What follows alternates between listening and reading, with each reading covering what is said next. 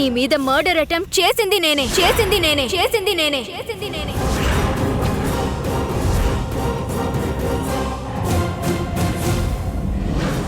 మరి చిత్రలా దేవ్కి ఫోన్ చేసింది?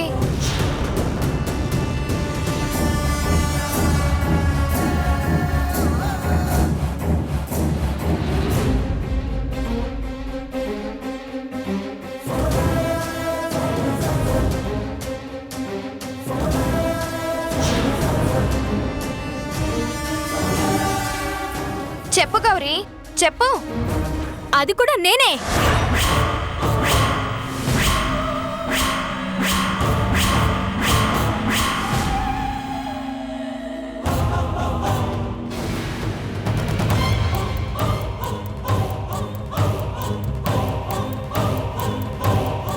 ఈ పథకాన్ని రాసింది నేనే, దాన్ని అమలు చేసింది నేనే.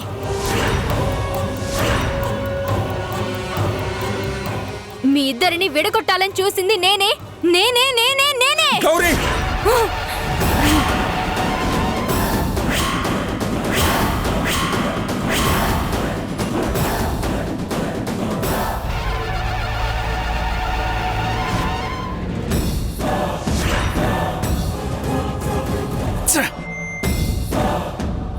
నువ్వు ఆడదానివి కాకపోయుంటే, ఈ ఇంటి కోడలివి కాకపోయుంటే, ఈ పాటికి నీ శవం ఈ ఇంటి ముందు వేలాడేది.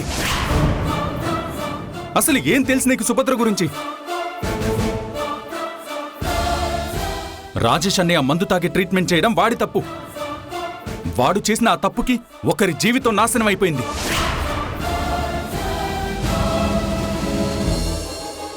చట్టపరంగా శిక్ష పడాలని సుభద్ర కేసేసింది. దానికి భయపడి వాడు సూసైడ్ చేసుకుంటే అది సుభద్ర తప్ప?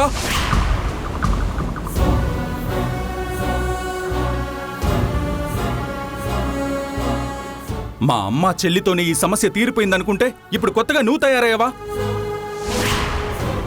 ఇంకా తనతో మాటలేంటి దేవ్? ఇంట్లో నుంచి గెంటేయక.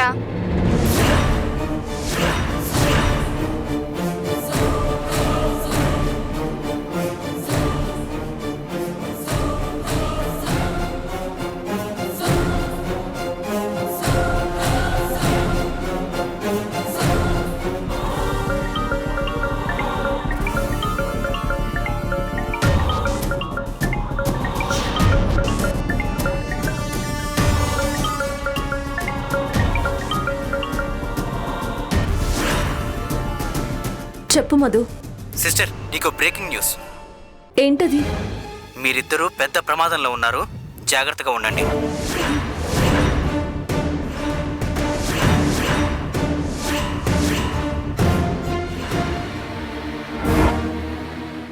సరే, థ్యాంక్ యూ మధు. ఓకే.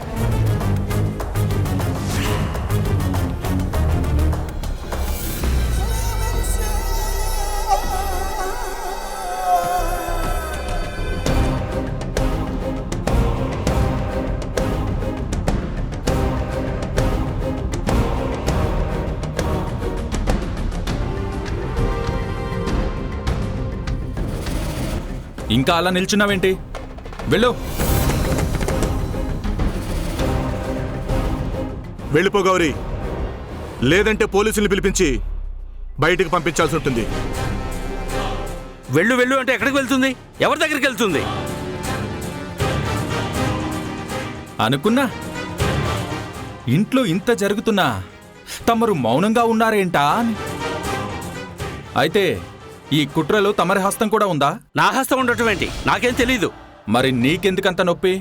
అంటే ఒంటరి ఆడపిల్ల కదా, ఉన్న పళంగా వెళ్ళమంటే ఎక్కడికి వెళ్తుంది అని బా ఉద్దేశం. అయితే తనకి తోడుగా మీ ఇద్దరు కూడా వెళ్ళండి. ఈ ఇంటికి పట్టిన దరిద్రం పూర్తిగా వదిలిపోతుంది. ఇది మరీ బాగుందల్లుడు. హీరో విలన్ కొట్టుకుని కమిడియన్ మీద పడ్డట్టు. బావా, కావాలంటే గౌరీని తీసుకుని వెళ్ళు. ఇంకా ఉన్నావేంటి? వెళ్ళు. గౌరీ ఎక్కడికి వెళ్లాల్సిన అవసరం లేదు.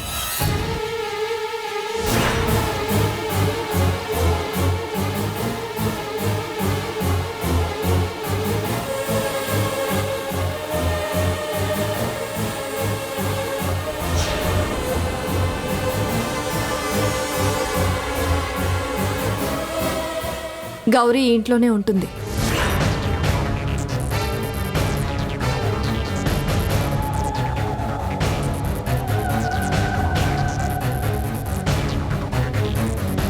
ఏం మాట్లాడుతున్నావు సుభద్ర?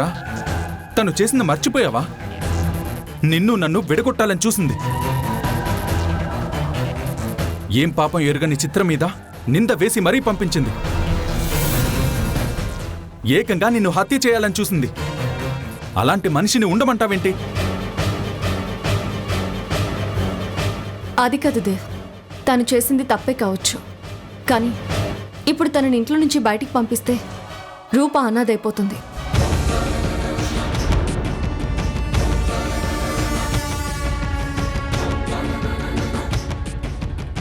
మన పంతాలకి పట్టింపులకి ఆ పసిదాని జీవితంతో ఆడుకోవడం కరెక్ట్ కాదు కదా. అయితే రూపని ఇక్కడే ఉంచుకుని గౌరీని బయటికి పంపించేద్దాం.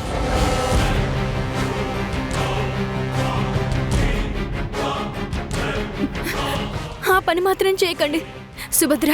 నీ కాళ్ళు పట్టుకుని వేడుకుంటాను. నా భర్త దూరమైనా నేను ఇంకా ప్రాణాలతో ఉన్నది నా కూతురి కోసమే.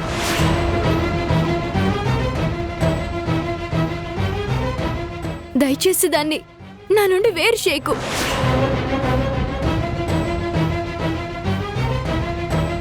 నీ నక్క ఏడుపులు ఆపు. నీ కూతుర్ని కూడా నీతో పాటు తీసుకెళ్ళు. అలా మాట్లాడతావేంటక్క? రూపం తీసుకువెళ్ళమంటావేంటి? రూప ఈ ఇంటి ఆడపిల్ల, ఈ ఇంటి రక్తం. గౌరీ చేసిన తప్పుకి రూపని గాలికి వదిలేస్తారా? రూప ఇక్కడే ఉంటుంది. మరి గౌరీ? ఇద్దరు ఇక్కడే ఉంటారు.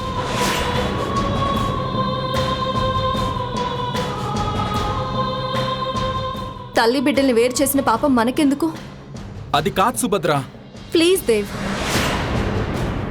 నా మీద నీకు నమ్మకం ఉంటే నా నిర్ణయాన్ని కాదనుకో. లేక నువ్వు ఇక్కడే ఉంటున్నావు. ఇప్పటికైనా మారి మనిషిలా బిహేవ్ చేయడానికి ప్రయత్నించు.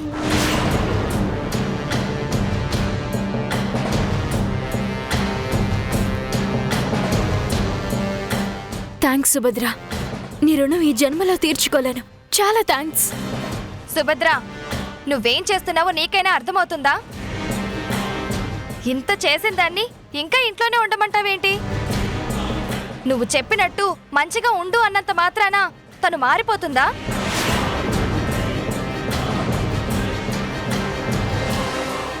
అక్క, ఎవరికైనా అవకాశం ఇస్తేనే కదా మారుతారో లేదో తెలిసేది.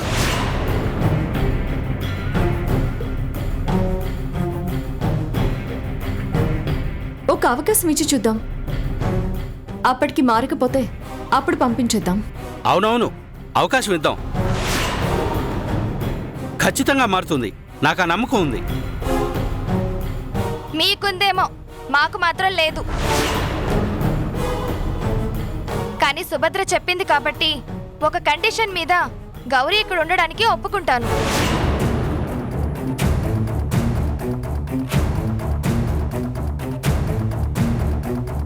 ఏంటది?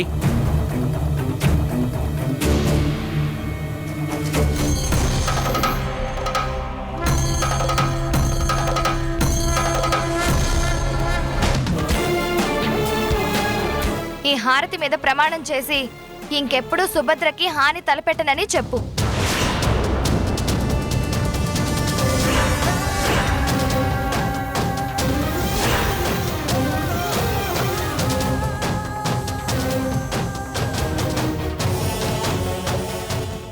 చెప్పు.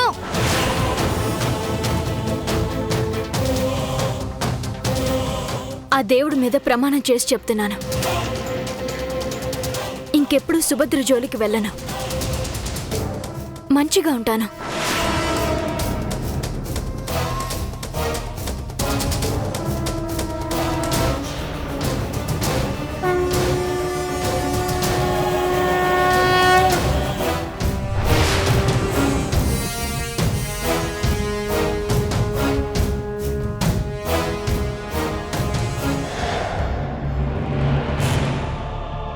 ఏమైంది సుభద్ర నీకు? గౌరీ ఇంట్లోంచి వెళ్ళిపోతుంటే ఎందుకు అడ్డుకున్నావు? ఇంట్లోనే ఉండమని ఎందుకు చెప్పావు? అది కాదు దేవ్. ఏది కాదు? గౌరీ నీ మీద పగ సాధించాలని చూస్తుంది, నిన్ను చంపాలని ప్రయత్నించింది. అలాంటి మనిషిని మళ్ళీ ఎందుకు నమ్ముతున్నావు? ఇంకెప్పుడు ఇలాంటి తప్పులు చేయను అని హారతి మీద ప్రమాణం చేసినంత మాత్రాన తను మారిపోతుందా? నేనింత గొంతు చించుకుని మాట్లాడుతుంటే అలా మౌనంగా ఉన్నావేంటి? ఏదో ఒకటి చెప్పు. ఏం చెప్పను? ఇందక్కడి నుంచి చెప్దామని ప్రయత్నిస్తుంటే అవకాశం ఇస్తున్నావా అసలు? సర్లే, ఏంటో చెప్పు. గౌరీ ఇంట్లో నుంచి వెళ్ళిపోతే సమస్య తీరిపోతుందని నువ్వనుకుంటున్నావు, కానీ అసలు విషయం వేరే ఉందని నేను నమ్ముతున్నాను. అందుకే గౌరీని ఇంట్లో ఉండనిచ్చాను. వేరే విషయమా? ఏంటది? అది నేను చెప్తాను. మధు, నువ్వేంట్రా ఇక్కడ? సిస్టర్ రమ్మంటే వచ్చానురా. సుభద్ర రమ్మందా? దేనికి? నాకు తెలిసిన నిజాలు నీకు కూడా తెలియాలి కదా. ఏంటా నిజం? మన శత్రువు గౌరీ మాత్రమే కాదు, ఇంకొకరున్నారు. ఇంకొకరా? అంటే డాడీనా? కాదు, గౌరీ వేరే వాళ్ళని పురమాయించింది.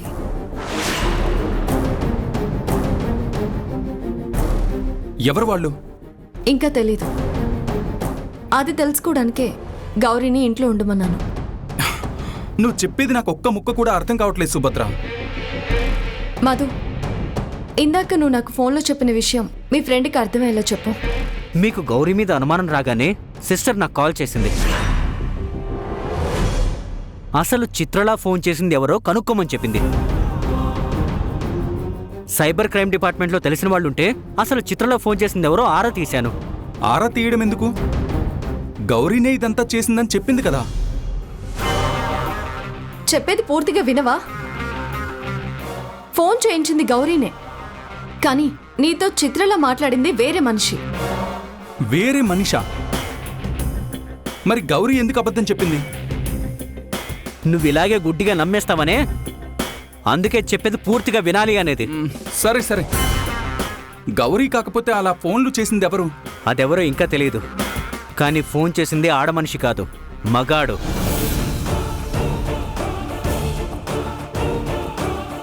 మగాడా?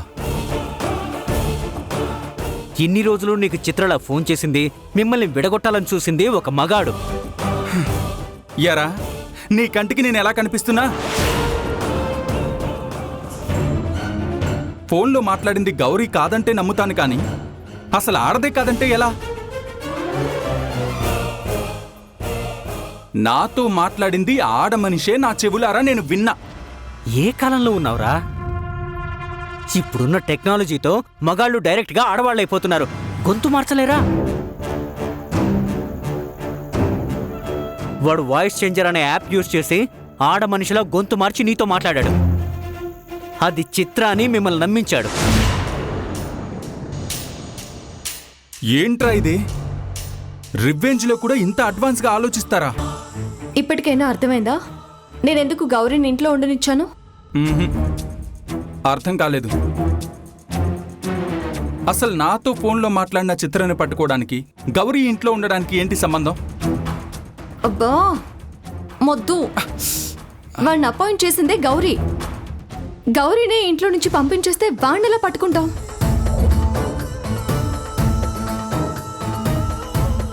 గౌరీ మనకి రెడ్ హ్యాండెడ్గా దొరికిపోయినా వాడి పేరు దాచిపెడుతుంది, అంతా తనని తినే వేసుకుంటుంది. అంటే వాడు అజ్ఞాతంలో ఉంటే తన ప్లాన్ నెరవేరడానికి అవకాశం ఉంటుందని గౌరీ ఆలోచన.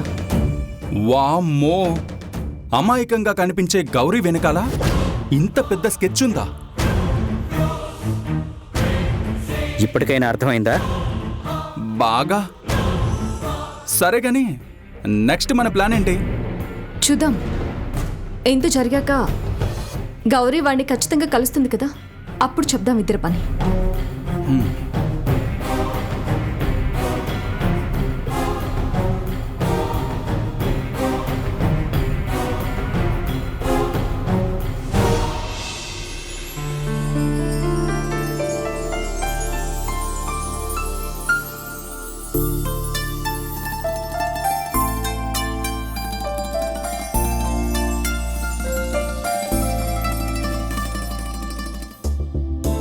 అమ్మ శిరీష, శిరీష, ఏం చేస్తున్నావమ్మా? ఆయన షర్ట్ బటన్ ఊడిపోయింది, కుడుతున్నానత్తయ్య. వేధవగుండి పోతే పోయింది, దాన్ని నువ్వు కుట్టడం ఏంటమ్మా? ఇది మా ఆయన షర్ట్ అత్తయ్య. నేను కాకపోతే ఇంకెవరు కుడతారు? సరే కాని బయట తెగిపోయిన చెప్పులున్నాయే, నీవేనా? నావే అత్తయ్య. మరి వాటిని బయట పడేయకుండా ఇంటి ముందు పెట్టావు? ఫ్యాక్టరీకి వెళ్లేదారిలో కుట్టిద్దామని ఉంచానత్తయ్య. కుట్టించడం ఏంటమ్మా? ఈ పల్లెటూరులో ఉండి ఉండి నీకు కూడా లేకి బుద్ధులు అబ్బాయా ఏంటి?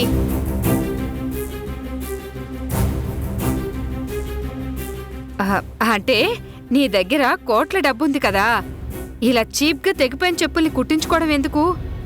ఎంచక్కా కొత్త చెప్పులు కొనుక్కోవచ్చు కదా అని నా ఉద్దేశం.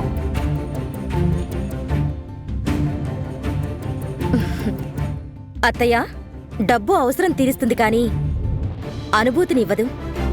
అవి మీ కంటికి రోజు వాడే వస్తువుల్లాగానే కనిపించొచ్చు, కానీ నాకు మాత్రం చాలా స్పెషల్. అంత గొప్పే ఉంది వాటిలో? కొంపతీసి బంగారంతో చేయించావా ఏంటి? లేదత్తయ్య, అంతకన్నా విలువైంది. బంగారం కన్నా విలువైందా? ఎలా? వాటిని మా ఆయన నాకు తెచ్చిచ్చారు.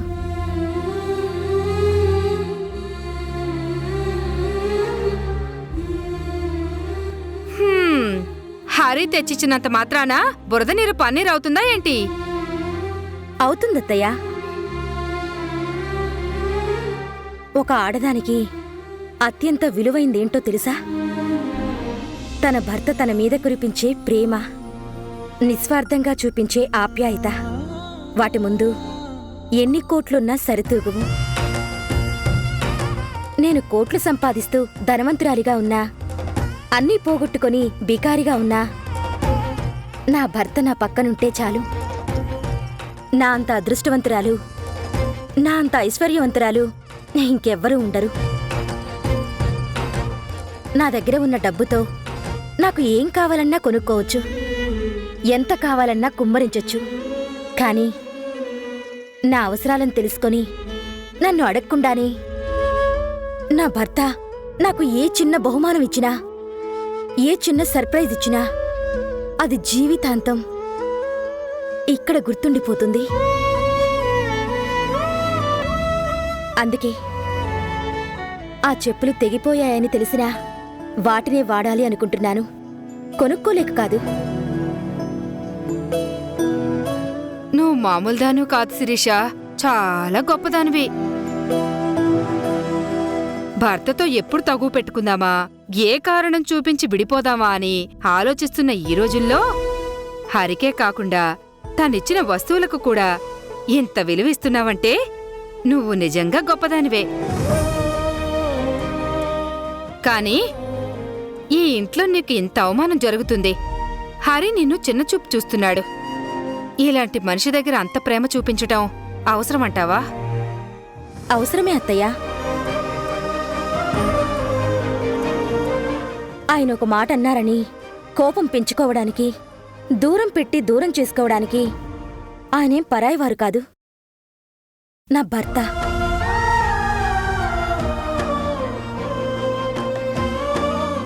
నా మీద పూర్తి అధికారం ఆయనకుంది. ఆయన మీద అంతులేనంత ప్రేమ నాకుంది. సర్లే, మీ గోల నాకెందుకులే గాని అలా తెగిన చెప్పులతో తిరగకూడదు. త్వరగా కుట్టించుకో.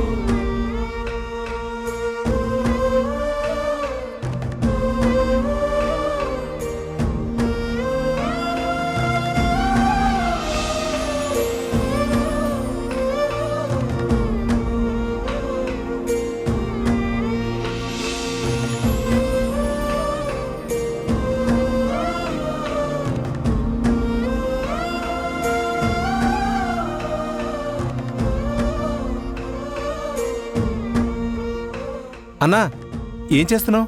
ఏం లేదు సింహ. చేతిలో చెప్పులు పెట్టుకుని ఏమీ లేదంటావేంటన్నా? మీ వదిన చెప్పులు తెగిపోయాయి, కుట్టించుకొద్దామని. అందుకని నువ్వు చెప్పులు తీసుకెళ్తావా? ఇవ్వన్నా, నేను కుట్టించుకొస్తాను. వద్దు సింహ, నేనే వెళ్తాను. శిరీష కోసం చేసేది ఎంత చిన్న పనైనా అది నాకు పట్టలేనంత ఆనందాన్నిస్తుంది. కోట్లకు అధిపతి అయ్యుండి కూడా నా కోసం ఈ ఊర్లో ఉంటుంది. తన కోసం నేనేమీ చేయలేదు. కనీసం ఇదైనా చేసి తన రుణం తీర్చుకుంటాను.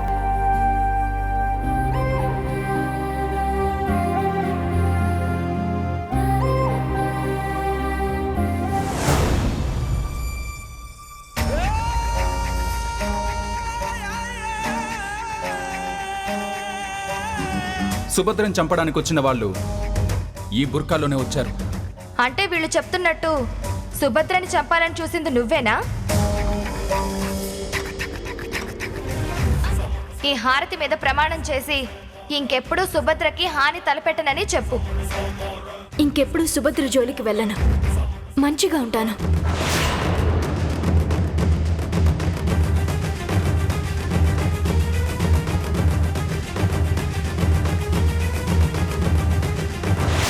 అందరూ నేను ఇంట్లోంచి వెళ్ళిపో అనేసరికి నువ్వు నిజంగా వెళ్ళిపోతావేమోనని ఎంత భయపడ్డానో తెలుసా? ఆ దేవుడే సుభద్ర మనసు మార్చి నేను ఇంట్లో ఉండమనేలా చేశాడు. లేదంటే నీ పరిస్థితి ఏంటి? అవును, చిత్రలా ఫోన్ చేసింది ఎవరంటే నీ మీదకి ఎందుకు నెట్టేసుకున్నావు? ఇంకా నన్ను కూడా ఇరికిస్తావు అనుకున్నాను తెలుసా? నీ పేరు బయట పెడితే నాకేం వస్తుంది? కనీసం నువ్వైనా ఇంట్లో ఉంటే నా ఆశయం నెరవేరడానికి ఉపయోగపడతావు కదా. అంటే నువ్వింకా మారలేదా? నా పేరు చెప్పకపోతే నా మీద ప్రేమతో నిన్ను కాపాడేవేమో అనుకున్నాను. ప్రేమ నీ మీద? అది జన్మకు జరగదు.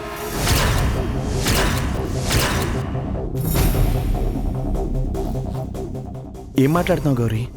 నీకు హెల్ప్ చేస్తే నన్ను పెళ్లి చేసుకుంటానని చెప్పావుగా? నేనన్నానా? ఎప్పుడు?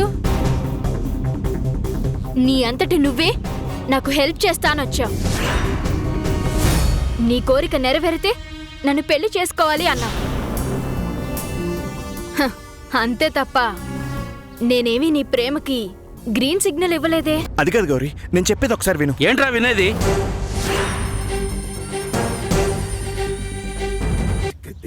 ఒక టైట్ హగ్గో 100 ముద్దులైనా ఇస్తామనుకున్నాను.